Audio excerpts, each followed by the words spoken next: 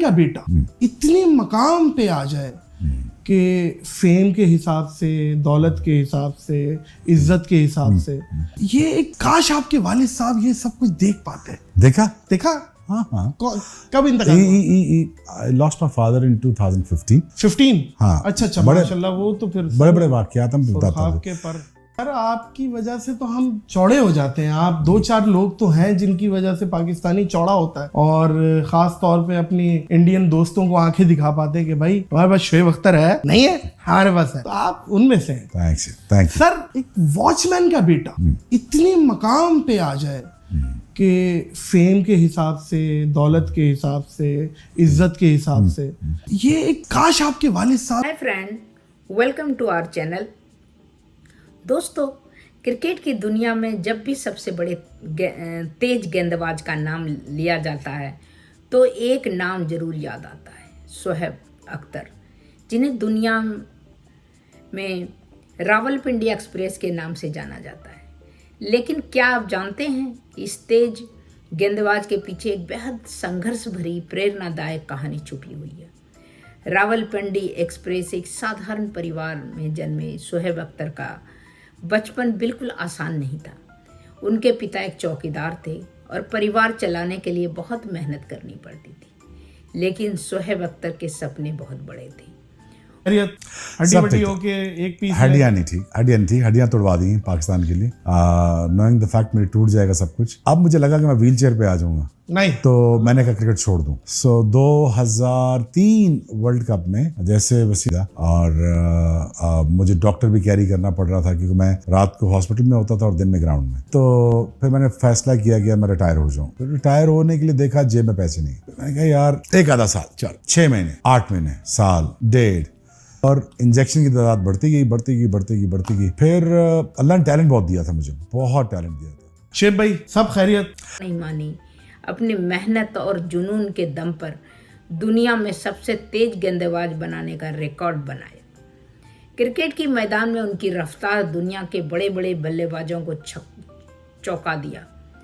आज भी लोग रावलपिंडी एक्सप्रेस के नाम से उन्हें जानते हैं।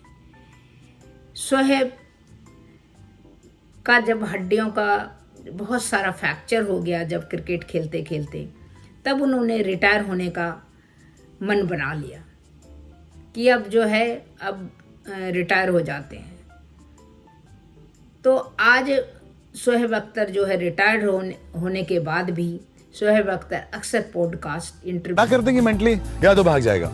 तो आइदर वे में वो तगड़ा हो जाता था। कोई भी सेंसिटिव आदमी पाकिस्तान ड्रेसिंग रूम में सर्वाइव नहीं कर सकता। बस तुम छोड़ दो, अगर तुम्हारा चाइल्डहुड ठीक नहीं है ना तो तेरे चाइल्डहुड की खैर नहीं। शोएब अख्तर अक्सर पॉडकास्ट इंटरव्यू में अपने बेबाक सच्ची राय देते हैं, इंडिया के बारे में या वर्ल्ड के किसी कोने के बारे में। खास बात यह है कि वो हमेशा क्रिकेट और खिलाड़ियों के बारे में ईमानदारी से बात करते हैं। उनकी बातें अनुभव, सच्चाई और एक सुलझी हुई सोच दिखाई देती है। गरीबी से निकलकर दुनिया में सबसे तेज गेंदबाज बनने तक का उनका सफर सच में प्रेरणादायक है।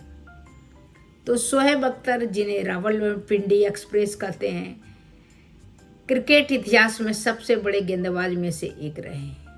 एक साधारण परिवार से निकलकर उन्हें मेहनत और जुनून ने दुनिया में नाम कमाया। दौलत, शोहरत, बाप को हमेशा कभी हाथ नहीं लगाता, सीधा जफ्फी डालता। अमेरिका से जब छोटे थे तो मैंने कहा जफ्फी डालता तो सीने में आ जाता था। उन्होंने कहा यार पुत्र इतना बड़ा स्टार बन गया है, आज भी मुझे कहते हैं यार चल आ जरा, मेरा रेडियो वाला दोस्त है, साइकिल पे बैठ, जरा सौदा लेके आए। मैं बैठ गया, मैं चला गया F7 में ही। वैसे मेरे सारे दोस्त जानते, मैं F7 में ऐसे ही घूमता रहता हूँ। जो चाहिए अपनी माँ के सदके आप ले लो, सब कुछ अपने बाप के सदके ले लो। मेरी जिंदगी की खैर और बरकत का टोटल राज अपने बाप की इज्जत और माँ की खिदमत। मैंने अपने बाप को हमेशा कभी हाथ नहीं लगाता, सीधा जफ्फी डालता। अमेरिका से जब छोटे थे तो मैंने कहा जफ्फी डालता। और नाम कमाया अपने जुनून और अपने मेहनत के बल पे, ना किसी सिफारिश, ना किसी पैसे के बल पे। तो ये बहुत प्रेरणादायक है आम पब्लिक के लिए, जिसके पास कुछ नहीं है लेकिन आसमान, खुला आसमान है। अगर मन हो, जुनून हो तो परिंदे बन के आसमान में उड़ सकते हैं, जैसे शोएब अख्तर। तो दोस्तों बस इतना ही। इसमें शोएब अख्तर का कुछ मैं पॉडकास्ट, कुछ वीडियो, कुछ इंटरव्यू भी लगाऊंगी। उम्मीद करती हूँ कि आपको पसंद आया होगा। तो आप लाइक सब्सक्राइब करना ना भूलिए। तब तक इतना ही। नमस्कार।